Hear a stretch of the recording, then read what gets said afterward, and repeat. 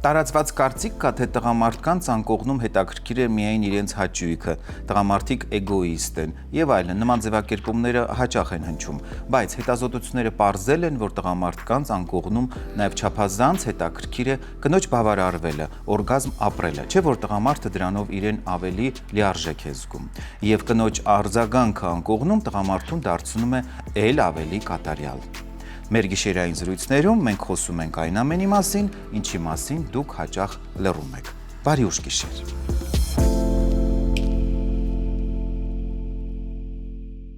Ինքնավստահ զգալու համար կնոջը բավարար չի միայն արտաքին տեսքը։ Շատ դեպքերում կանանց անհանգստացնում են նաև սեռական օրգանների արտաքին տեսքը, որը անուշադրության է մատնվում շատ դեպքերում անիրազեկված լինելու պատճառով։ Այս մասին խոսելու են ոլորտի հմուտ գիտակ, գինեկոլոգ-էնդոկրինոլոգ, բժշկական գիտությունների թեկնածու, Phoenix Med բժշկական կենտրոնի գինեկոլոգ-էնդոկրինոլոգ, բուժօգնության որակի փորձագետ Լիլիթ Կուջոյանի հետ։ Տիկին Կուջոյան, բարի կեսգիշեր, ուրախ եմ ձեզ կրկին տեսնելու մեր տաղավարում։ Բարև ձեզ, պարոն Շահրամանյան, շնորհակալ եմ կրկին հրավիրելու համար։ Խոսելու ենք մի ոլորտից, որը համեմատաբար նոր է, եւ շատերը նույնիսկ գաղափար չունեն, չգիտեն ինչ է դա, խոսքը էսթետիկ գինեկոլոգիայի մասին է։ Ինչ ոլորտ է սա եւ ինչ է այն ուսումնասիրում, Տիկին Կուջոյան։ Շնորհակալ եմ այս շատ կարևոր հարցին անդրադառնալու համար։ Այո, ոլորտը համեմատաբար նոր է, այսինքն վերջին տասնամյակում է քիչ թե շատ զարգացել, մեր երկրում մի փոքր ավելի ուշ, բայց ընթացքում ավելի զարգանում է եւ ուրեմն ուշադրությունը ավելի մեծ է դարձվում։ Ինչ է էսթետիկ գինեկոլոգիան, հենց ինքը բառը նշում է, որ դա ոնց որ գեղեցիկ գինեկոլոգիան է, գինեկոլոգիայի գեղեցկությունն է, կնոջ սեռական օրգանների գեղեցկությունն է, բայց դա միայն գեղեցկությունով չի սահմանափակվում, իհարկե այստեղ խոսում ենք առողջության մասին, որովհետև էսթետիկ գինեկոլոգիան լուծում է թե գեղեցկության, թե առողջության խնդիրները եւ ունի տարբեր բաղադրիչներ, լուծելու տարբեր ձևեր, մեթոդներ եւ մոտեցումներ։ Որոնք են դրանք։ Տեսեք, ի սկզբանե իհարկե զարգացած է եղել, այսպես ասած, ապարատային էսթետիկ գինեկոլոգիան, որին հետագայում նաև գումարվել են տարատեսակ ինյեկցիոն միջամտությունները ինտիմ զոնայի, կլինի դա տարբեր տեսակի հենց ինտիմ զոնայի համար նախատեսված գիալուրոնաթթուները, թե տարատեսակ պիլինգները, որոնք որ ապահովում են այդ հատվածի գույնի բարելավումը եւ մաշկի փոփոխությունը դեպի լավը, բայց երևի ժամանակի սղության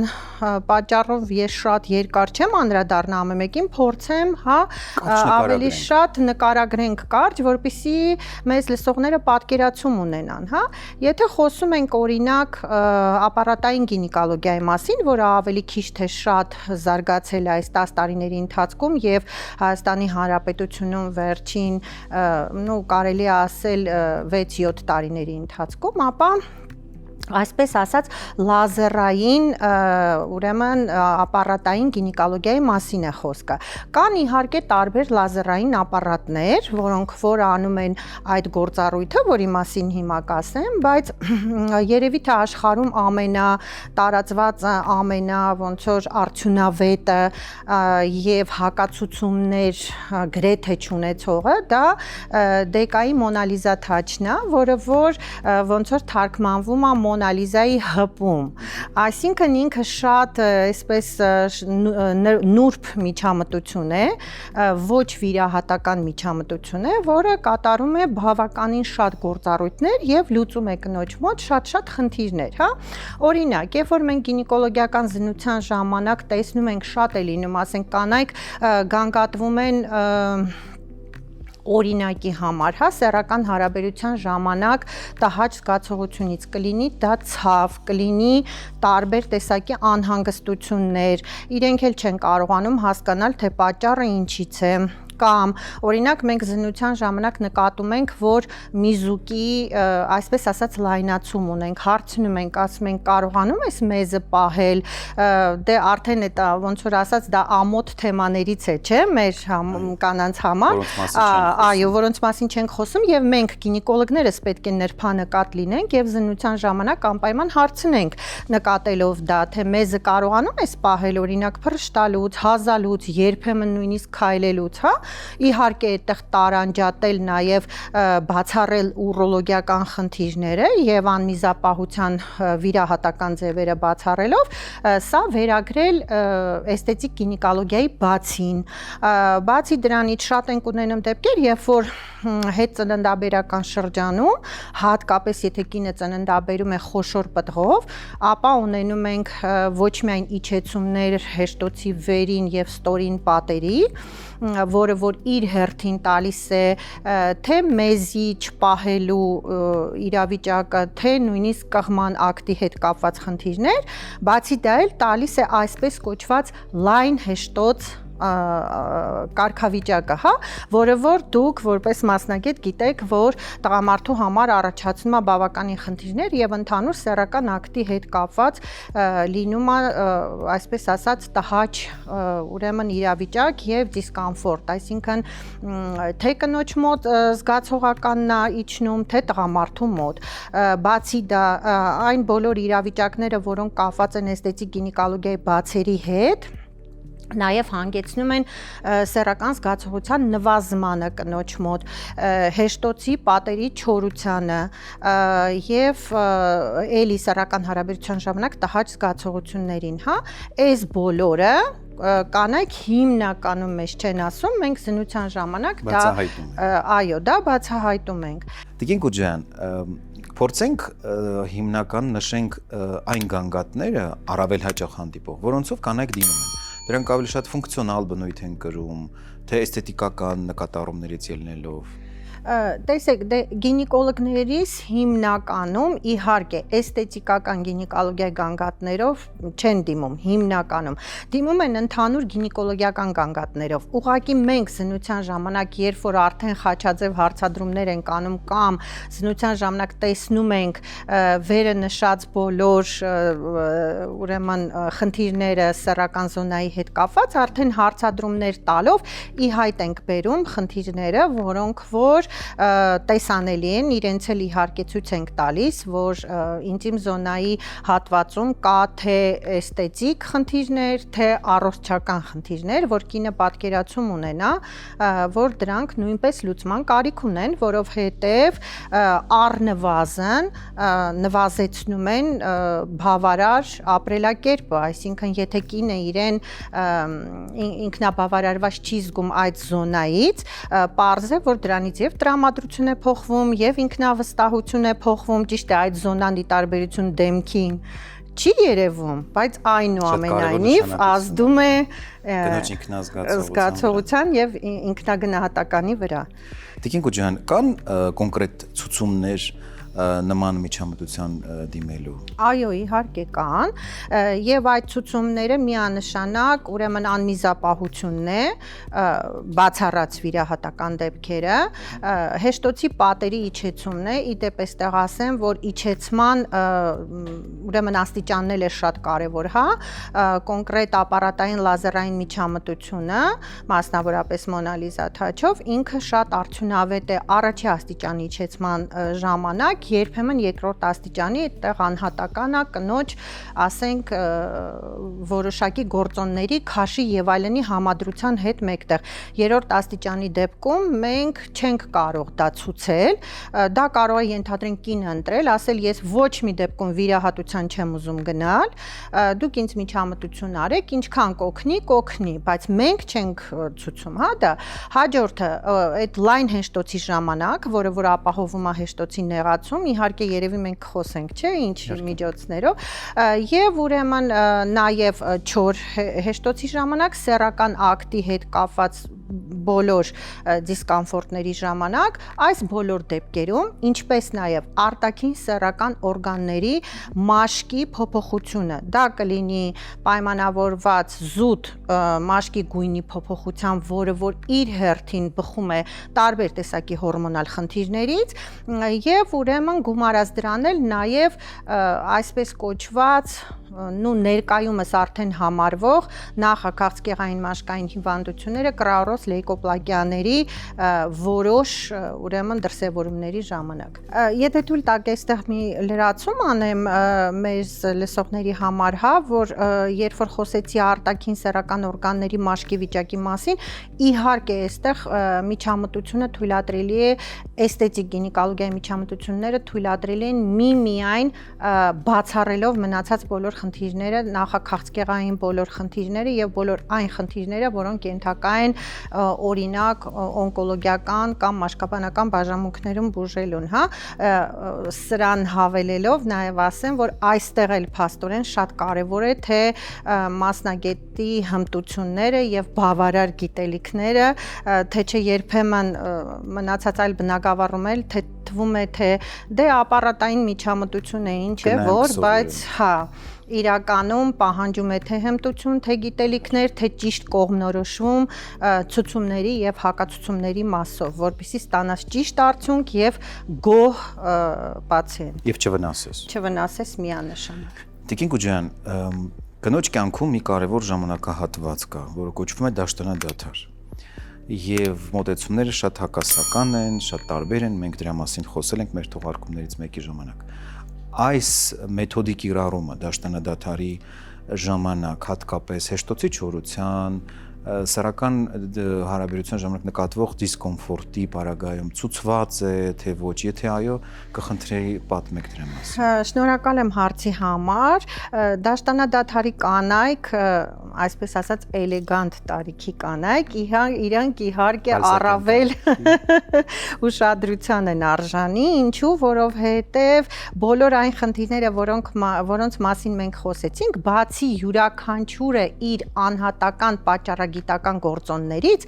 բոլորի հիմքում այնուամենայնիվ դրված է իհարկե էստրոգեն դեֆիցիտի հանգամանքը։ Ու պարզ է, որ դաշտանադադարում մենք դա ակնհայտորեն ունենք, այսինքն եթե մենք ունենք էստրոգեն դեֆիցիտ, ուրեմն մենք ունենում ենք հեշտոցի չորություն, ունենում ենք սեռական ակտի ժամանակ տհաճ զգացողություն, ունենում ենք ցավեր, ունենում ենք սեռական ցանկության բացակայություն եւ մաշկի որակի փոփոխություն, գույնի փոփոխություն, այդ ամբողջ համակցվածությունը, ինչպես նաեւ իհարկե անմիզապահություն։ Եվ այս տարիքի կանանց իհարկե կրկին ասելով, բացառելով մի քանի հակացությունները, միանշանակ ինտիմ գինեկոլոգիայի մասնավորապես ապարատային լազերային միջամտությունը իհարկե ցուցված է ու շատ բարձր արդյունավետություն ունի ու ասեմ ավելին, հենց ոնց որ ասած առաջին օրերից կանայք նշում են դրական փոփոխությունները։ Ձեր փորձը ինչ է հուշում, ավելի շատ արտաքին տեսքի փոփոխություն են նշում կանայք, թե գուցե զգայական փոփոխություն։ Տեսեք, քանի որ այսպես ասած ներհեշտոցային լազերային միջամտությունը եւ արտաքին տեսքի համար նախատեսված այսպես ասած դաչիկը իրանք տարբեր գործառույթներ ունեն, ապա կախված նրանից, թե կինը կոնկրետ ինչ գանգատով է մոտենում կամ մենք կոնկրետ ինչ ենք ախտորոշում, կախված դրանից էլ ըստ այնը ասենք ունենք դրական փոփոխություններ, բայց որ գանգատով էլ որ դիմում են, իհարկե ունեն դրական արդյունք եւ գոհունակություն։ Ամեն կին արժանի է ունենալ բժիշկ, որին կվստահի ինչպես իր ամենամտերիմ ընկերոջը, առանց ամաչելու եւ վախերի։ Phoenix Med բժշկական կենտրոնում ձեզ սպասում են ոչ թե պարզապես բժիշկներ, այլ իրենց գործի գիտակ, սրտացավ մասնագետներ, որոնք կնոջը հասկանում են կես խոսքից։ Այստեղ գործում է համալիր մոտեցում, պրոֆեսիոնալ գինեկոլոգներն ու գինեկոլոգ-էնդոկրինոլոգները ճշգրիտ ախտորոշում եւ լուծում են հորմոնալ ու վերարտադրողական ցանկացած խնդիր։ Իսկ եթե ուզում եք վերականգնել ինտիմ հատվածի հարմարավետությունը, նորագույն էսթետիկ գինեկոլոգիայի լայն հնարավորությունները հենց ձեզ համար են։ Հետծնդաբերական տրավմաների վերականգնում, տարիքային փոփոխությունների շտկում, ինտիմ գոտու երիտասարդացում եւ զգայունության բարձրացում։ Ֆենիքսում նրբանկատորեն կվերադարձնեն ձեր ինքնավստահությունն ու ինտիմ կյանքի վառ գույները։ Ֆենիքս մեդ, վստահեք ձեր կանացիությունն ու առողջությունը նրանց, ովքեր ձեզ իսկապես հասկանում են։ Տիկին Կուջյան, կան հակացություններ այս մեթոդի կիրառման առումով, եթե կան, որոնք են դրանք։ Իհարկե, ինչպես ցանկացած միջամտության համար կան հակացություններ, դրանք ուրեմն ուռուցքային հիվանդություններն են, դա չկոմպենսացված շաքարային դիաբետն է եւ արյան մակարդելիության հետ կապված խնդիրներն են։ Բնականաբար կանանց ինտիմ լազերային միջամտության նախապատրաստելը պետք է ունենա որոշակի փաթեթ, այսինքն կինը մեզ դիմեց, ենթադրենք ցանկացավ այդ միջամտությունը, մենք չենք կարող հենց այդ պահին իրականացնել։ Պետք է անպայման վերցնենք հեշտոցից քսուկ, պապ քսուկ, հանձնենք օնկոմարկերը, մակարդելիության անալիզը, իհարկե անենք սոնոգրաֆիա եւ դրանից հետո հաստատելով ուրեմն հակացությունների բացակայությունը առաջարկենք միջամտությունը եւ իրականացնենք իր համապատասխան տեխնիկայով։ Ընդհանրապես ուրեմն միջամտությունը համարվում է այսպես ասած լանչի ժամի, ճաշի ժամի միջամտություն։ Ինչ առումով, որովհետև տևում է ընդամենը 15-ից 20 րոպե, բացարձակ ցավոտ չէ, կինը պարզապես պարկած է գինեկոլոգիական բազկաթոռի վրա եւ ոչ մի տհաճ բան չի զգում, այսինքն կարող է ընդմիջման ժամին աշխատանքից դուրս գալ, մոտենալ, հետո նորից վերադառնալ գնալ աշխատանքի, այսինքն ընդամենը 15 րոպե տևողությամբ 30-ից 40 օր ուրեմն տարբերությամբ արվում է 3 միջամտություն, այսինքն այսօր արվեց, 30-40 օր հետո երկրորդը, մի հատ էլ 30-40 օր հետո երրորդը, եւ այս 3-ը համարվում է ոնց որ մեկ կուրս, հա, եւ այդ մեկ կուրսից հետո բոլոր ուրեմն մեր այսպես ասած պրոտոկոլներով տալիս է, որ տևողությունը դրական արդյունքի լինում է մոտավորապես 1.5-ից 2 տարի, բայց մենք այնուամենայնիվ խորհուրդ ենք տալիս 1 տարի հետո կրկնել միջամտությունը, հա, որպեսզի ամրապնդենք արդյունքը։ Իհարկե, եթե այս գործ ունենք օրինակ դաշտանադադարի կանանց հետ, անպայման այս միջամտությունից հետո նշանակում ենք ենթադրենք ֆիտոպրեպարատներ, որոնք որ ապահովում են հորմոնալ համակարգի բավարար աշխատանքը, կամ ասենք օրինակ մեկ այլ խնդիրների ժամանակ զուգահեռ մեկ այլ, բայց փաստը մնում է փաստ, որ միջամտությունը բացարձակ անցավ է, բացարձակ այս միջամտությունը չունի ոչ մի հետ միջամտական բարդություններ, ընդամենը միջամտությունից հետո 5-ից 7 օրվա ընթացքում ներհեշտոցային համապատասխան մոմիկներն ադրվում եւ սեռական հարաբերություն չի լինում, ընդամենը դա ու մասնավորապես մեր կենտրոնում, հա, մենք տեղում անում ենք բոլոր ին վերը նշած անալիզները եւ միանգամից ոնց որ կնոջը նախապատրաստում ենք, ենթադրենք անալիզները այսօր վերցեցինք, հաջորդ օրը կանչեցինք, արդեն բացատրելով ուրեմն պատասխանները ունենալով բավարար արդյունքներ անում ենք միջամտությունը եւ կինը շատ ուրախ երջանիկ գնում է տուն ու ասեմ ավելին կարող են շատ անգամ զանգում են մի քանի օր հետո ասում են արդեն դրական փոփոխություններ կան թե ինքնազգացողության թե անմիզապահության թե մնացած այլ հարցերով իսկ արդեն երկրորդ պրոցեդուրային գալուց ակնհայտ տարբերություն իհարկե նշում են իսկ երբ որ ամբողջ կուրսն են անում այդ 3 պրոցեդուրայի, ապա արտակարգ արդյունք ենք ունենում, ավելին ասեմ, երբ որ ես նոր էի սկսել աշխատել Մոնալիզա Թաչով, պացիենտ ունեմ, ում որ արել եմ այդ եռյակ միջամտությունը գրեթե 5 տարի առաջ, մինչ օրս ինքը այն գանգատները, որով դիմել էր, չուներ, բայց այնուամենայնիվ խորհուրդ ենք տալիս, որ այդ 1.5-2 տարի ինտերվալը պահպանվի, որպեսզի բարձր արդյունավետություն ունենանք։ Տիկին Կուջյան, երևի կան ռիսկեր, կան բարդություններ, որոնց մասին պետք է տեղեկացնել պացիենտներին։ Կուզենայի դրա մասին խոսեինք։ Ընդհանրապես ցանկացած միջամտություն էլ իհարկե ունի իր ռիսկերը եւ բարդությունները եւ առաջինը իհարկե դա այն է, որ պետք է միջամտությունները ինտիմ գինեկոլոգիայի հետ կապված կատարեն արհեստավարժ մասնագետներ համապատասխան հմտություններին տիրապետող, որպեսզի սխալ չարվի միջամտությունը։ Բացի դա, կախված ուրեմն պրոցեդուրայի իրականացումից, տեսեք լազերի իմաստը որն է, ինքը ներհեշտոցային դատչիկով ոնց որ իմպուլսներ է բաց թողում եւ ուրեմն ապահովում է, որպեսզի հեշտոցում արտադրվի կոլագենը, այսինքն ինքը ոնց որ կոլագենը, որը պետք է լինի հեշտոցում, ապահովում է այդ ձգողականությունը։ Բացի դրանից նպաստում է լակտոբացիլների արտադրմանը։ Հիմա տեխնիկան պահանջում է, որ համապատասխան, այսպես ասած, քայլերով դա իրականացվի, այսինքն դատչիկի աշխատանքը եւ շարժումները ներհեշտոցային համապատասխան տեխնիկայով են։ Ու եթե դու այդ տեխնիկան բավարար չանես ու լազերը չհասնի այն զոնաներին, որոնց որ անհրաժեշտ է, ապա մենք արդյունքը, այսինքն անհրաժեշտ նյութերի արտադրությունը եւ արդյունքի ապահովումը բնականաբար բավարար չափով չենք ունենա։ Բացի դա էլ, ինչպես նշեցի, որ անպայման պետք է գինելի արժեք հետազոտված լինի, որ եթե նույնիսկ այո կան ոչ սրա հետ կապված ինչ որ խնդիրներ, հետագայում չվերագրվի տվյալ միջամտությանը։ Դրա համար պետք է ճիշտ ապահովագրվել, որ չվնասելու մեթոդով աշխատենք։ Վերջերս հաճախ են խոսում ինտիմ գունաբացման մասին։ Սա ավելի շատ ունի բժշկական հիմնավորում, թե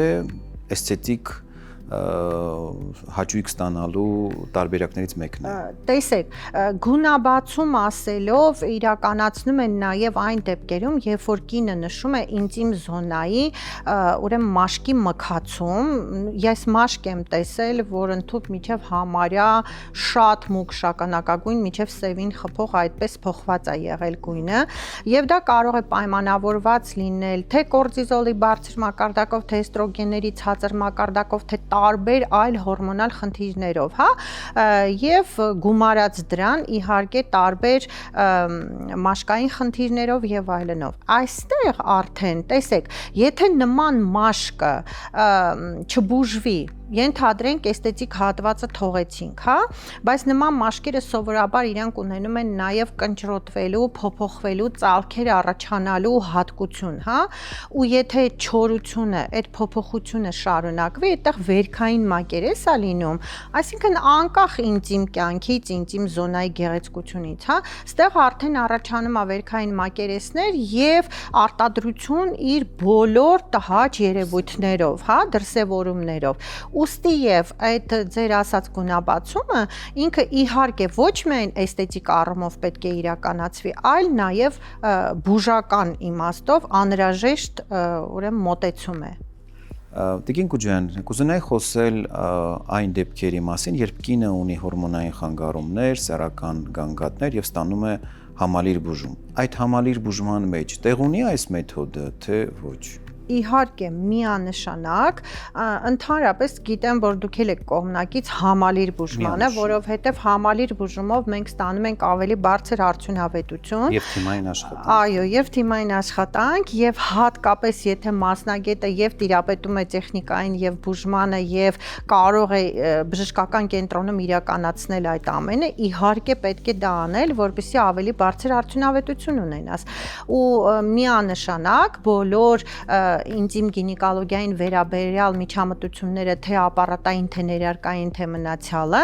շատ ավելի արդյունավետ են լինում, եթե զուգահեռ կինը ստանում է, ենթադրենք խախտված հորմոնալ խնդիրների լուծումը, բուժումը, նաև ուրեմն դեղորայքի ընդունմամբ, հա, համապատասխան։ Իհարկե այդ ամբողջը իրար հետ, այսինքն օրինակ էստրոգեն դեֆիցիտի ուրեմն լրացումը, գումարած էսթետիկ գինեկոլոգիայի միջամտությունների մենք ստանում ենք հրաշալի արդյունք ու իմ օրինակ բերվածը հենց այդ կանանցից է, որ հետևողական միշտ գալիս է հետևում է իր հորմոնալ համակարգին, բնականաբար նրա մոտ գանգատները ապարատային միջամտությունից հետո մի փոքր ավելի ուշ կառաջանան, քան այն կինը, որը որ ընթացքում չի հետևում իր հորմոնալ համակարգին։ Եվ արդյունքում զգալիորեն լավանում է սեռական առողջությունը։ Միանշանակ սեռական առողջությունը եւ սեռական հարաբերության ժամանակ բոլոր անհրաժեշտ բաղադրիչների բարելավումը։ Բացի այս մեթոդից, գործիքային միջամտությունից, ժամանակակից էսթետիկ գինեկոլոգիայում կան այլ մեթոդներ, որոնք կիրառվում են։ Իհարկե իմ այսպես ասած ֆավորիտը Մոնալիզա Թաչն է միանշանակ, բայց որպեսզի մեր կանեք ճիշտ պատկերացնեն, որ մենք տիրապետում ենք եւ Հայաստանի Հանրապետությունում կան բոլոր այդ մեթոդները, ասեմ, որ նաեւ այո ինտիմ զոնայի ինյեկցիաներն են շատ ընդունված եւ իրականացնում են տարբեր ֆունկցիաներ, սկսած ուրեմն միզուկի շրջանի ինյեկցիաներից, որը որ նույն կերպ անմիզապահությանը խնդրի լուծմանը նպաստում է, վերջացրած, այ որ դուք ասում եք գունաբացման վերաբերյալ կան հատուկ ինտիմ զոնայի, այսպես ասած, պիլինգներ եւ դրանով իրականացվում է նույնպես միջամտություն, սա էլ որպեսզի մեր պացիենտները իմանան, որ եթե ենթադրենք ինչ որ հակացություն կա ապարատային միջամտության, ապա կարող ենք առաջարկել նաեւ մեկ այլ տարբերակ։ Եթե փորձենք երկու բառով նկարագրենք այդ մեթոդները, ինչ են իրենց ներկայացնում։ Կոնկրետ պիլինգը դա ոնց որ մի քանի նյութից բաղկացած պրոցեդուրա է, այսինքն ոնց որ մի նյութով այդ հատվածը մշակվում է, հետո պիլինգ կոչեցյալով, որը կա նաև օրինակ մարմնի համար չէ, դրանով ոնց որ նույնպես մշակվում է այդ հատվածը, հետո երրորդ նյութով է մշակվում եւ այդպես մի 10 անգամ պրոցեդուրան արվում է եւ ելի տալիս է այդ գունաբացման արդյունքը։ Իհարկե այս միջամտությունը այդքան արդյունավետ չէ, որքան եթե անեինք օրինակ Մոնալիզա Թաչով արտաքինից, բայց նորից եմ կրկնում, եթե կա ինչ-որ հակացություն, սա տարբերակներից մեկն է, որը նույնպես կարող ենք առաջարկել եւ հասնել որոշակի արդյունքի, այո։ Տիկին Քուջյան, անչափ շնորհակալ եմ։ Ինչպես միշտ ձեզ հետ նմանատիպ զրույցները շատ արդյունավետ են, շնորհակալ եմ, վստահ եմ մեր թողարկումը դիտելուց հետո շատ-շատերը նախ նոր կիմանան այս ուղղության մասին եւ անհրաժեշտության դեպքում իհարկե կդիմեն այս մեթոդի օգնությանը իրենց խնդիրները լուծելու համար։ Շնորհակալ եմ։ Պարոն Շահրամանյան, ես եմ շատ շնորհակալ, որ դուք հետևողականորեն անդրադառնում եք բոլոր այն թեմաներին, հատկապես որոնք որ կանայք համարում են այն ամաչելու թեմաներից, հա, որ գոնե այս ձևաչափով բարձրաձայնենք, որ ինչպես դուք ասացիք, տեղյակ լինեն, որ լուծման ձևերը կան ու զրուցեն մասնագետների հետ, հարց ու փորձ անեն, դիմեն։ Շնորհակալ եմ։ Ոչ թե զբաղվեն ինքնաբուժում։ Այո։ Շնորհակալություն։ Սեռական այբուբեն խորագրի ներքո ես սիրով պատասխանում եմ ձեր բոլոր այն հարցերին, որոնք դուք ուղարկում եք մեզ։ Մեզ համար անչափ կարևոր է ձեր վստահությունը։ Այժմ հարցը։ Խնդրում եմ ասեք, ինչ անել, որ ցանկություն առաջանա ինձ մոտ։ Ամուսնուս հետ այդ խնդրի շուրջ միշտ վեճեր են առաջանում։ Այստեղ Ռուսաստանի Դաշնությունում անալիզներ եմ հանձնել, ասացին, որ ամեն ինչ նորմալ է, բայց խնդիրը չի լուծվում։ Հայաստանում հանձնեցի անալիզ, ասացին, որ տղամարդու հորմոնը բարձր է ինձ մոտ։ Նշանակել են հորմոն։ Դրանից ինձ շատ վատ է զգում, ել չկարողացա օգտագործել։ Հորմոնային անալիզներ նշանակեցին, բուժում նշանակեցին, օգտագործեցի բոլորը, բայց ոչ մի արդյունք չտվեց։ Շատ եմ խնդրում, ասեք ինչ անեմ։ Ինչպես եւ մեր նախորդ թողարկումներում, այս դեպքում եւս պետք է խնդրեմ մեր նամակագիրներին հարցը գրելիս անպայման նշել տարիքը, դա անչափ կարեւոր է, որպեսզի պատկերը ավելի ամբողջովին դառնա։ Այս դեպքում շատ կարևոր է ողջել պատճառը։ Սեռական ցանկությունը կարող է նվազել տարբեր պատճառներով եւ դրանք հիմնականում բաժանվում են երկու մեծ խմբերի՝ հոգեբանական եւ օրգանական։ Թեև պրակտիկան հուշում է, որ մեծ մաս դեպքերում պացիենտի մոտ լինում են եւ օրգանական եւ հոգեբանական, պարզապես մեկը գերակշռում է։ Շատ կարևոր է բարձել, թե ինչ հարաբերություններ են ձեր կողակցի, ձեր սիրելիի հետ, որովհետև միջանձնային հարաբերությունները նույնպես կարող են պատճառ հանդիսանալ, որպեսզի սեռական ցանկությունը նվազի։ Երբ բարձ կլինեն արդեն պատճառները, դրանից հետո արդեն հնարավոր կլինի նշանակել համապատասխան ճշգրիտ անալիզներ, որովհետև անալիզների հիմնական փաթեթը որոշվում է համապատասխան սեքսոլոգիական խորհրդատվությունից հետո։ Իհարկե, շատ դեպքերում այստեղ կարող են թաքնված լինել տարբեր տեսակի հին խնդիրներ, օրինակ ամուսնական կոնֆլիկտներ, որոնց մասին զույգերը չեն խոսում, հին մնացած ինչ-որ վիրավորանքներ, հոգեբանական տրավմաներ, որոնք չեն կարևորվում, եւ նաեւ այն չլուծված խնդիրները, որոնք որպես հետևանք մնում են եւ ստեղծում նման պատկեր, սեռական ցանկությունը նվազում է։ Կնոջ սեռական ցանկությունը որպես կանոն ավելի շատ իհարկե հոգեբանական հիմք ունի, քան թե ֆիզիոլոգիական, բայց ինչպես արդեն նշեցի, երկուսն էլ կարևոր են։ Այս պարագայում շատ կարևոր է հանձնել հետևյալ անալիզները։ Իհարկե արյան միջոցով բարձել, թե ինչ վիճակում է տեստոստերոնը, պրոլակտինը, էստրոդիոլը, վիտամին D-ն, դգյան, ինչպես նշված է ձեր նամակում, նույնպես կարևոր է, բայց այն ստուգվում է միայն այն դեպքում, երբ պարզված են նախորդ իմ թվարկած հորմոնները։ Շատ դեպքերում խնդիրը կարող է կապված լինել նաև վահանաձև գեղձի հետ, սա եւս պետք է անպայման ստուգել։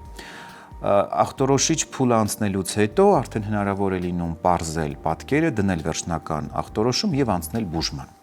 Բուժման հարցում այստեղ նշանակվում են տարբեր տեսակի սեռական ցանկությունը խթանող դեղամիջոցներ, ինչպես քիմիական, այնպես էլ բուսական։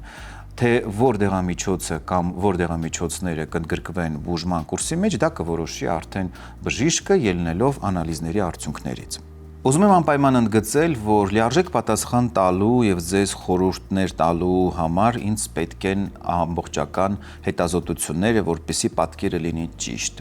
Ինչու՞։ Բժշկությունը այս պարագայում չափազանց նրբանկատ է եւ անալիզները պետք է լինեն ամբողջական, որպեսզի ախտորոշումը լինի ճշգրիտ։ Հնարավոր չէ մոտավոր նկարագրության հիման վրա